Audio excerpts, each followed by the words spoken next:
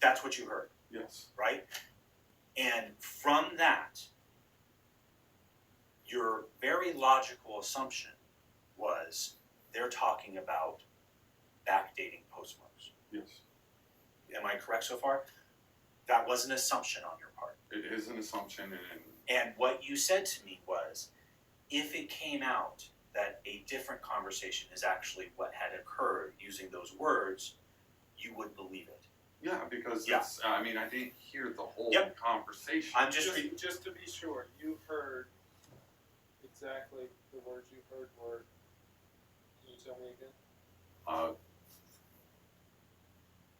The fourth, the ballots picked up on the 4th.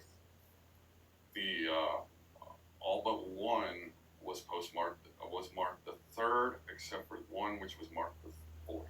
Okay, right. Paragraph 3. Although, as I understand Pennsylvania law, ballots must be postmarked by 8 p.m. on Election Day, November 3rd, 2020 in Pennsylvania, Postmaster Rob Weisenbach, did I say it right? Yeah.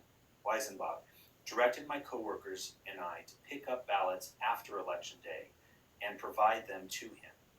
As discussed more fully below, I heard Weisenbach tell a supervisor at my office that Weisenbach was backdating the postmarks on the ballots to make it appear as though the ballots had been collected on November 3, 2020, despite them in fact being collected on November 4 and possibly later.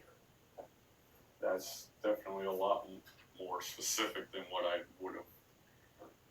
Would you agree with me that based on what you and I discussed today, that this paragraph, and I haven't read the rest of the affidavit, but this paragraph specifically, number 3, has a significant amount of interpretation in it? Yes. And interpretation is not necessarily fact. Do you agree? Yes. Okay.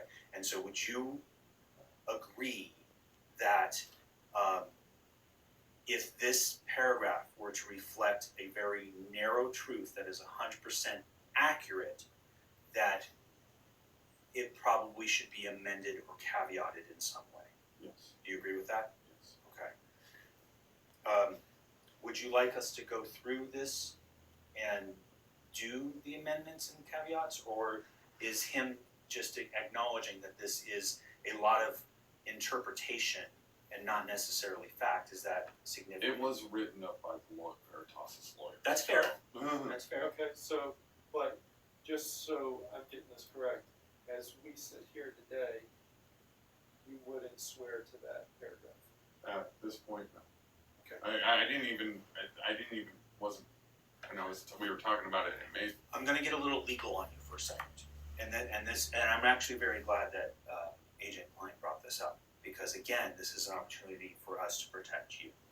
I absolutely believe you 1,000% that their lawyers wrote this up. And what they did is they took your story and they wrote it up as they understood you saying it. The problem with affidavits are, although they are a legal document, they are something that you sign. And so when you sign and notarize an affidavit, what you are saying is, this is 100% accurate. Okay. These can be used as my words. That's why my signature is here. Okay? So I just want you to understand that although someone else wrote it, you signed it. You signed it as being accurate. You're okay. You're okay. All right? Because that's why I wanted to talk to you. Because I don't want you swept up in all this when later down the road you're left holding the bag and people are being like, we're going to address this today. One of the ways we're going to address it that I recommend, I'm not going to force you to do anything, is first and foremost, right now, I may change my mind in 5 minutes, but right now I'm not going to do a polygraph with you. Okay? Right now, I think we are better off if we do a updated signed statement. Okay. Are you with me on that? I understand. Do you agree with me on that? Yes. Do you understand it's voluntary? Yes. Okay, but do you understand how this will save my ass? Yes. Your words, yes. Yes, but it's true at this point because, yes, you're right. I want to do I didn't even think too much on it when I was reading it. So. I understand. It's a lot of lawyer. It's a lot of lawyer